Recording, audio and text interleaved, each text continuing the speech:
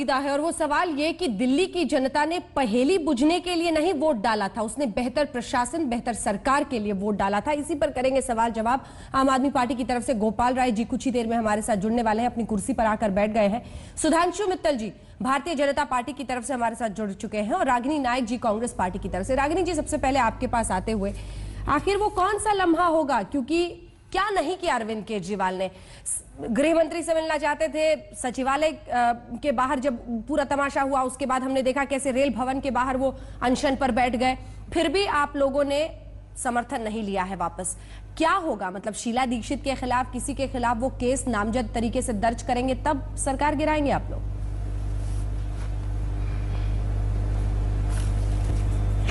एक ही सवाल के अंदर आपने बहुत सारे सवाल मुझसे पूछे अंजना जी, और आप ही के चैनल के माध्यम से कई बार मैं इनमें से कुछ सवालों का जवाब दे चुकी हूं। एक बार फिर दोहराती हूं और कुछ नई प्रतिक्रिया भी रहेगी। सबसे पहले तो याद दिलाना चाहूंगी कि कांग्रेस पार्टी ने बाहरी समर्थन किसी व्यक्ति विशेष को नहीं दिया, न केजरीवाल को दिया, न सोमनाथ भारती को, न राखी बिरला को। हमने बाहरी समर्थन दिया उन मुद्दों को, उन 18 मुद्दों को जिनको घोषणा पत्र में लिखा था आम आदमी पार्टी ने और जिन पर उन्हें जनमत हासिल हुआ। उन मुद्दों के क्रियान्वयन की दिशा में जब तक काम करती रहेगी आम आदमी पार्टी और उनकी सरकार, तब तक समर्थन जारी रहेगा। लेकिन आपका पूछना भी बहुत लाजमी है कि आखिर ये कब तक होगा। आज हमने अभी तक देखा कि अराजकता फैलाने का भी आरोप लगा, हमने देखा कि कुछ मंत्रियों के ऊपर असंवैधानिक गतिविधियों का भी आरोप लगा। लेकिन अभी भी मुझे लगता है कि दिल्ली की जो जनता है वो चाहती है कि कुछ समय और मिले जिसमें कि ये लोग काम करके दिखाएं, और आप ही के चैनल जैसे और कई चैनल्स पर भी ओपिनियन पोल आए।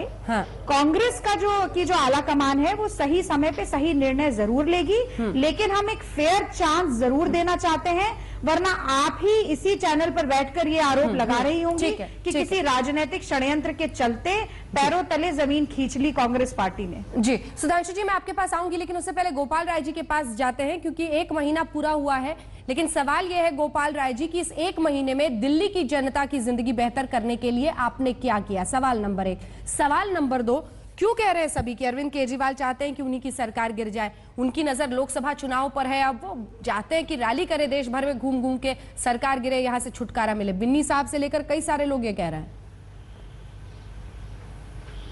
देखिए, पहली बात यह है कि भारतीय राजनीतिक इतिहास में किसी भी राज्य सरकार ने जितना काम नहीं किया होगा उससे ज्यादा काम आम आदमी पार्टी की इस 1 महीने की सरकार ने किया है। सर गिना दीजिए, सर गिना दीजिए, सर एक सेकंड, गोपाल राय जी काम किया है। गोपाल राय जी ऐसे ही दावे वो भी करते थे। 1 2 3 4 जरा गिन लेते हैं ना, 1 2 3 4, क्योंकि आज ही हाईकोर्ट ने कहा है रैन बसेरों की हालत बहुत खराब है। हाँ 1 2 3 4। हाँ 2-3 पहले अपना आप गिना लीजिए, मैं बाकी मैं गिना दूंगा। आप काम गिनाइए। पहला काम बिजली को लेकर के आम आदमी पार्टी की सरकार ने फैसला किया है। पानी को लेकर के आम आदमी पार्टी की सरकार ने फैसला किया है। ऑटो वालों के लिए ऑटो की संख्या बढ़ाने के लिए आपने कभी घोषणा पत्र में ये नहीं कहा था कि सब्सिडी देके करेंगे। जनता के पैसे से जनता को ही लाभ पहुंचा रहे हैं। कितना सस्टेनेबल है गोपाल राय जी, ये भी बता दीजिए साथ में। नहीं, अभी पहले आपने कहा था ना गिना दीजिए। अभी कल सरकार की तरफ से अब तक के 1 महीने के सारे कार्यों को लेकर के मुख्यमंत्री जी की तरफ से सारा लेखा जोखा आ जाएगा और जो बच जाएगा वो हम बता देंगे। अरे सर, रेडियो पर एक प्रचार आता था गोपाल राय जी, एक सेकंड गोपाल राय जी, रेडियो पर एक प्रचार आता था कि हमारी सरकार 8 को रिजल्ट आएंगे, 13 को सरकार बनाएंगे और फिर 28 को हम ले आएंगे जन लोकपाल, यानी 15 दिन के अंदर हम ले आएंगे जन लोकपाल। 1 महीना हो गया, उस पर कुछ नहीं हो रहा। कब बस यही सुन रहे हैं कि रामलीला मैदान में होगा, फरवरी में होगा। क्यों इतना वक्त, क्यों? आप तो वो पार्टी थे जो कहते थे जी 2 दिन में हम करेंगे करप्शन के एंटी लाइन, हम तो जी 3 दिन के अंदर कर देंगे ये काम वो काम। अब आपको भी टाइम लग रहा है हर चीज में। नहीं, हर चीज में टाइम नहीं लग रहा है। देखिए, जन लोकपाल कानून को लेकर के जो दिल्ली की थोड़ी सी प्रावधान को लेकर दिक्कतें थी, वो सारे कार्य पूरे हो चुके हैं। और मुख्यमंत्री जी ने 26 तारीख को भी ये ऐलान किया है कि पहला जो सदन अभी बुलाया जाएगा वो विशेष सत्र होगा और जन लोकपाल जल्दी आएगा। स्वराज का कानून भी लगभग तैयार होकर के पूरा हो चुका है। जो महिला सुरक्षा को लेकर के वो भी पहलकदमी सरकार ने तेजी से बढ़ा दी है। तो जल्दी हम एक बात की ओर कहना चाह रहे हैं कि हमें जो करना है उसकी तरफ तेजी से काम आगे बढ़ रहे हैं और जल्दी जो प्राथमिक कार्य थे उसकी शुरुआत दिल्ली के अंदर हो चुकी है काफी कामों की। कुछ जो काम बचे हैं जो कानूनी तौर पर वो भी जल्दी पूरे हो जाएंगे। सुधांशु मित्तल जी, आप लोग कहां खड़े हैं? हाँ, वाकई इन्होंने बहुत ऐतिहासिक काम करे हैं, जैसा कि गोपाल राय जी कह रहे थे। सबसे बड़ा ऐतिहासिक काम तो यह करा कि 174 लोगों की मौत हो गई कोल्ड में। यह बयान दिल्ली पुलिस का है, आपके सबके सामने है, मैं नहीं कह रहा ये। इस ठंडी में 174 लोगों की मौत होती है दिल्ली शहर में जी, और किसी एक आदमी का जिम्मा नहीं होता। किसी एक मंत्री ने नहीं कहा कि मेरी जिम्मेदारी थी, पोर्टा केबल लगने थे, वो शायद इन्होंने लगवाती होगी। बहुत काम करी इन्होंने। हाँ, ऐतिहासिक काम और बहुत करा इन्होंने। पहली बार देश को और राजनीति को शर्मसार किस तरह का धरने में आप सबने देखा, उसके बारे में मुझे कहने की जरूरत नहीं है। पहली बार एक बच्चा गेंद मारता है जी जी, और इनके मंत्री जो हैं वो FIR लिखवा देते उस बच्चे के खिलाफ, जबकि बच्चा आके माफी मांग गया था और ये कहना कि मेरे सिक्योरिटी पे थ्रेट हुआ था जी। पहली बार बड़ी बड़ी बातें करने के बाद हर मंत्री जो है बड़ी गाड़ी लेता है और VIP नंबर वाले। ये VIP नंबर वो है जो पंजाब में जाइए तो ऑक्शन होते हैं जिनके 5-5, 6-6 लाख लोग देते हैं। बहुत सारे आरोप आप लगा रहे हैं, सुधांशु जी, बहुत सारे आरोप आप करें। लगा रहे हैं, लेकिन वक्त की कमी रहती है हमेशा। एक ब्रेक के लिए रुक रहे हैं। जितने भी आरोप सुधांशु मित्तल जी ने लगाए हैं उस पर गोपाल राय जी का लेंगे जवाब। छोटे से ब्रेक के बाद आप देखते रहिए। हमारे साथ बने हुए कई सारे लोग ये आरोप लगा रहे हैं कि अरविंद केजरीवाल ये चाहते हैं कि उनकी सरकार ही गिर जाए। सभी खास मेहमान हमारे साथ बने हुए। गोपाल राय जी, एक बहुत ही सीधा सवाल आपसे करती हूँ और चाहती हूँ कि एक ईमानदार जवाब आप इसका दें। एक आंदोलनकारी होने में और एक प्रशासनिक अधिकारी होने में बहुत बड़ा अंतर है। आंदोलनकारी होना, अच्छे भाषण देना, लोगों को भ्रष्टाचार के मुद्दे पर अपने साथ जोड़ना, काम आया, 28 सीटें उसकी गवाह हैं। लेकिन क्या प्रशासन चलाना, संभालना, सरकार में काम करना, रैन बसेरे हो, टॉयलेट्स है जिसकी जरूरत है अलग अलग हिस्सों में दिल्ली के, और भी कई सारे काम हैं, उन सब को लेकर वाकई दिक्कत आ रही है नौसिखियों के साथ? पहली बात यह है कि जो आपने कहा, मेरे संदर्भ में तो ये बात आपकी सही है। प्रशासनिक अनुभव हम लोगों की जिंदगी में नहीं रहा, लेकिन अरविंद केजरीवाल एक ऐसे व्यक्ति हैं जिन्होंने पहले प्रशासनिक हलकों में ही काम किया है। अरे वो कितने मंत्रालय देख लेंगे सर? कार्यकर्ता बने, एक्टिविस्ट बने। अरे सर, वो कितने मंत्रालय देख लेंगे? क्या ये सच नहीं है कि आपके सारे मंत्री बार बार मनीष सिसोदिया के पास जाते हैं कि इस पे फाइल करें, साइन करें, नहीं करें, क्या करें? परिपक्वता नहीं दिखा पा रहे हैं। पहली बात मैं वही कहना चाहता हूं कि अगर ये सारे चीजें, जिस तरह के काम जो परंपरागत पार्टियों के लोग करते रहे, वो काम इनको नहीं आता है, लेकिन जो काम हमें करना है वो काम ये कर रहे हैं, मजबूती के साथ कर रहे हैं। इसीलिए 5 राज्यों में जो चुनाव हुए थे उसके बाद उन सरकारों के कामकाज को आप एक तरफ निकाल लीजिए और दूसरी तरफ दिल्ली की सरकार का कामकाज निकाल लीजिए, दोनों का तुलना करिए तो आपको अंदाजा लगेगा क्या काम यहाँ हुआ और क्या 3-3 बार से मुख्यमंत्री और सरकार बनाने वालों ये इस बात में तो दम है ना सुधांशु मित्तल जी कि 3 जगहों पर आपकी बीजेपी की सरकार बनी, लेकिन वहां पर तो कोई ऐसे लेंस लेकर खड़ा नहीं है देखने को। ऐसा है, ये तो कह रहे हैं कि जो पारंपरिक राजनीति करते हैं वो लोग तो सब नकम्मे और बेकार हैं, तो उनसे थोड़ी तुलना हो सकती है। तो एक तरफ तो आप वो कह रहे हैं सब बेकार है और फिर आप तुलना उन्हीं से करना चाहते हैं, तो तुलना तो बराबर वालों में होनी चाहिए। तुलना तो इस बात में होनी चाहिए कि भाई हमने कहा था हम कोई सुरक्षा नहीं लेंगे, लेकिन सबको सुरक्षा चाहिए, सबको VIP कल्चर का पार्ट बनना है। देखिए, जब चुनाव लड़े थे तो चुनाव किस मुद्दे पर? किसी ने सुरक्षा नहीं ली है। आप देखिए, यहां पे एक चैनल पर अगर हम लोग झूठ बोलेंगे तो अच्छा नहीं लगेगा। मैंने 10 फोटो दिखाई थी जिसमें कि उनके साथ दिनेश कुमार जो है ACP, उनके सुरक्षा अधिकारी हैं, और आप कहते हमने सुरक्षा नहीं ली। अब आप अगर देखिए, वही मैंने कहा, आपसे उम्मीद यह है कि जो करो सीमा छान के कहना चाहते हो। पहले भी कहते थे अरविंद केजरीवाल ने समोसा में ज्यादा चटनी खा ली थी, इतना बड़ा भ्रष्टाचारी आदमी, भ्रष्टाचार, ये पुराने आरोप। अरे भाई, ये या नहीं? अरे उनकी मुझे आप बताइए, दिनेश कुमार उनके ACP जो है उनके सुरक्षा अधिकारी है या नहीं है दिल्ली पुलिस के? ये बताइए। आप इधर उधर की बात ना करिए, आप ईमानदारी से बताइए कि दिनेश कुमार जो है वो ACP उनके सुरक्षा अधिकारी है या नहीं है, या बोलिए नहीं है, फिर मैं आपको और प्रमाण दे देता हूं। अच्छा, बात आगे चलने देते हैं। मैं तो आपके VIP कल्चर की बात कर रहा हूं। कल जब VIPों के साथ अरविंद केजरीवाल जी 26 जनवरी में बैठे हुए थे तो मुझे अच्छा लगा। कम से कम ये अब ये ना कहेंगे ये VIPों के लिए 26 जनवरी होती है, आम आदमी के लिए नहीं होती, वो तो खुद ही आम आदमी है। प्रश्न क्या है? प्रश्न भ्रष्टाचार का लीजिए। इन्होंने 370 पेज की एक एफआईआर लिखवाई थी दिल्ली पुलिस की कांग्रेस के खिलाफ, शीला दीक्षित की सरकार के खिलाफ CWG को लेके। लिखवाई थी नहीं लिखवाई थी? आज एंटी करप्शन ब्यूरो इनके नीचे है, लेकिन अभी तक वो एफआईआर जो है वो इन्होंने ACB पे नहीं दी है।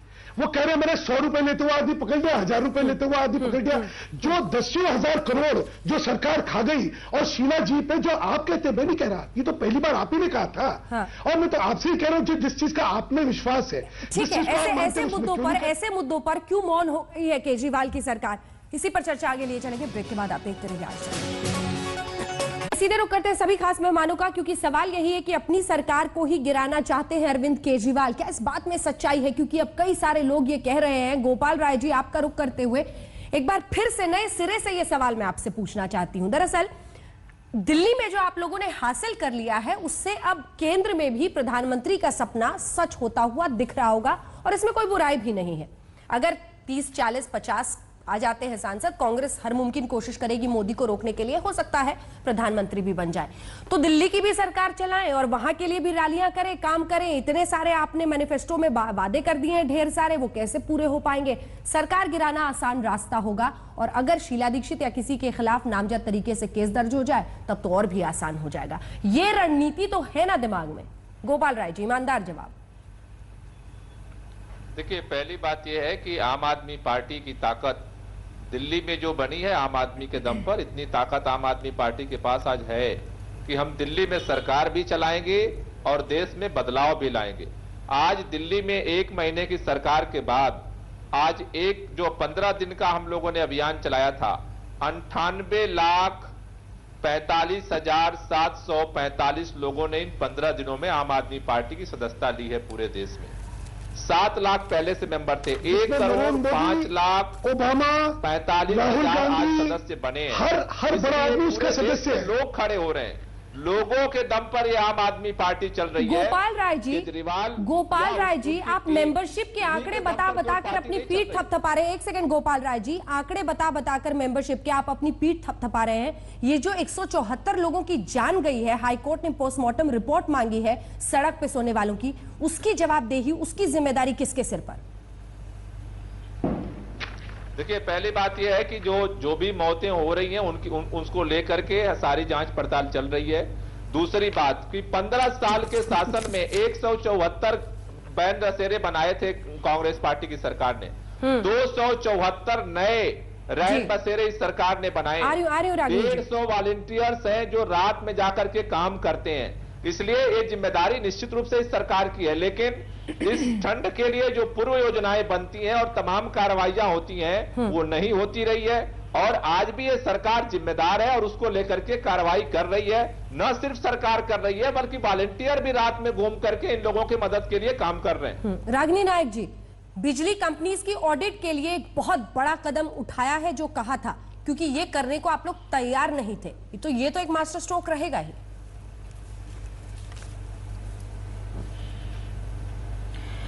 अंजना जी, आपके इस सवाल के साथ सुधांशु मित्तल जी का ब्रेक से पहले का जो जवाब था उसे जोड़कर मैं अपनी बात रखना चाहूंगी। सबसे पहली बात तो यह है कि बिना किसी सबूत के, बिना किसी प्रमाण के या बिना किसी पुख्ता तथ्य के आरोप लगाने की नीति जो है वो भारतीय जनता पार्टी की बहुत पुरानी है, और आज सुधांशु मित्तल जी ने उसका दोबारा उदाहरण दिया। नितिन गडकरी जी ने भी कुछ दिन पहले आरोप लगाए थे, उसके बाद वो कोई प्रमाण दे नहीं पाए। आपने जो बात कही वो बहुत महत्वपूर्ण है। ऐसी ही बहुत सारी बातें आम आदमी पार्टी चुनाव से पहले करती रही। बहुत आरोप इसी प्रकार के लगे भ्रष्टाचार के। अब 2 सवाल खड़े होते हैं। अगर ये आरोप सही है तो कांग्रेस पार्टी खुद कहती है जांच पड़ताल कीजिए, कितने भी ऑडिट करवाइए, कितनी इंक्वायरी बिठाइए, यदि कोई व्यक्ति कांग्रेस से संबंध रखता हुआ इसमें लिप्त पाया जाता है तो उसके ऊपर कार्रवाई करिए, हमारा दामन साफ है, कोई डर नहीं है। लेकिन अगर ये कार्रवाई नहीं होती है और आज जो ये कह रहे हैं कि हमारे पास सबूतों की कमी है, दूसरे लोग सबूत लाके दें, तो ये इस सवाल का जवाब भी आम आदमी पार्टी को देना चाहिए कि ये बेबुनियाद इल्जाम क्यों लगाए जा रहे थे।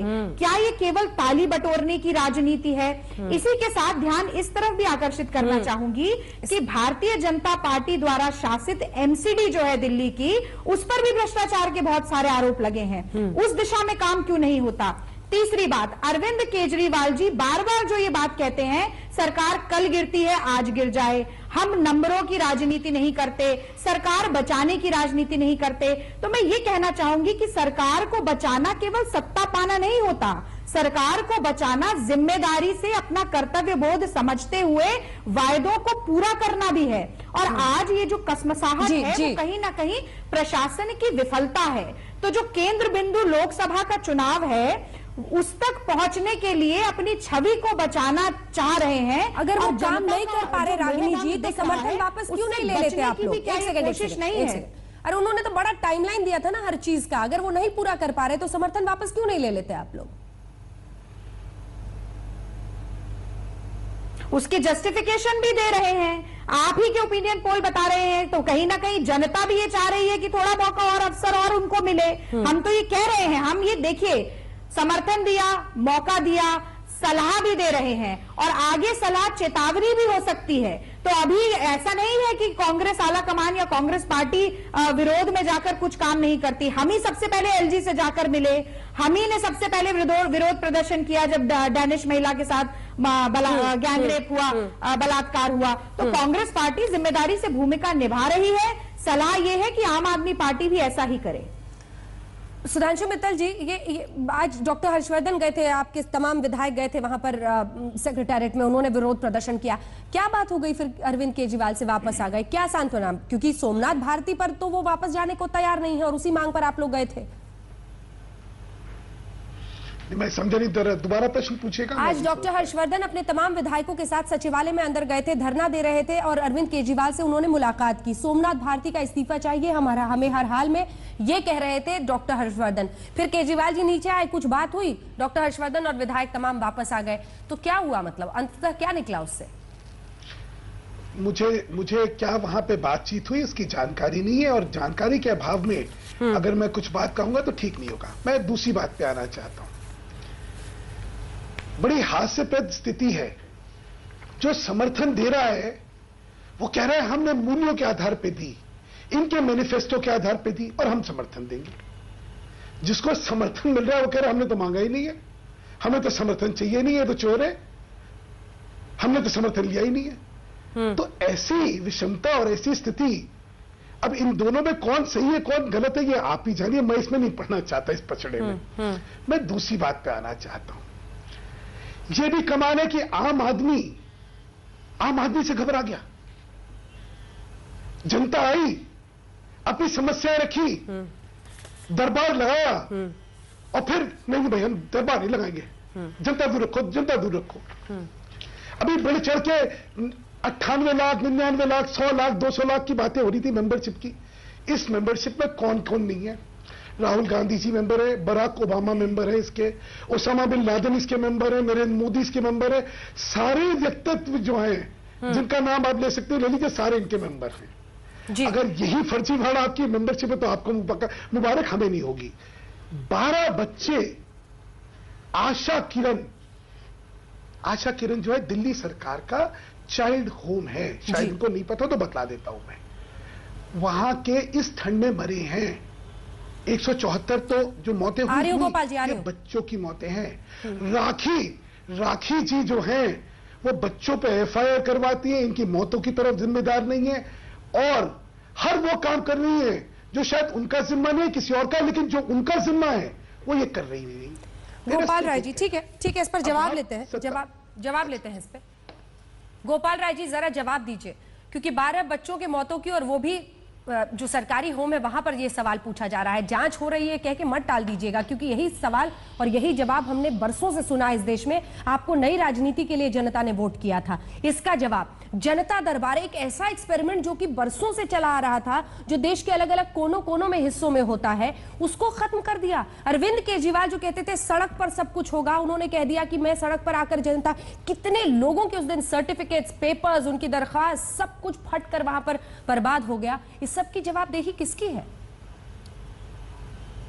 देखिए, पहली बात यह है कि निश्चित रूप से जवाबदेही सरकार की है और जवाबदेही के लिए उसके लिए रास्ते निकाले जा रहे हैं, क्योंकि एक ऐसी सरकार आम आदमी ने अपनी सरकार बनाई है जिससे लोगों की अपेक्षाएं बहुत ज्यादा हैं और इसलिए अचानक जिस तरह से लोगों के दिलों में एक उमड़ पड़ी है एक बाढ़ आई है उसको व्यवस्थित करने में कुछ दिक्कतें हुई और उसके लिए उनके दुख दर्द के समाधान के लिए बहुत सारे रास्ते, बहुत सारे तरीकों से उसका प्रयास हो रहा है।